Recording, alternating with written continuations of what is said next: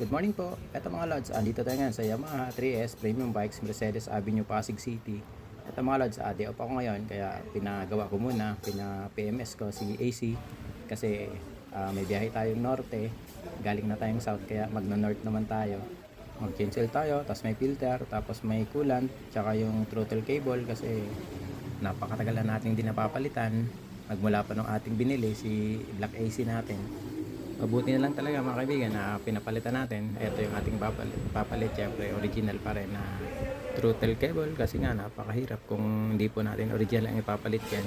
Pero talaga naman napakaganda itong pangyayaring to na bago kami bumiyahe na ipacheck ko muna kasi kung hindi, naku po, yari ako sa biyahe.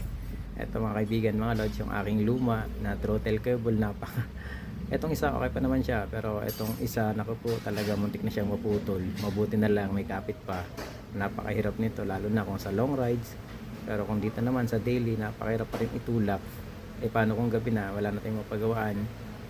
Isa po talaga mga kaibigan itong throttle cable sa ating papalitan at lagi pong nating babantayan kasi isa po yan sa madali masira dito sa ating Sniper 155R. Katulad din po yan mga lods ng tensioner. At mga kaibigan, tapos na siya, ready na siya sa long ride.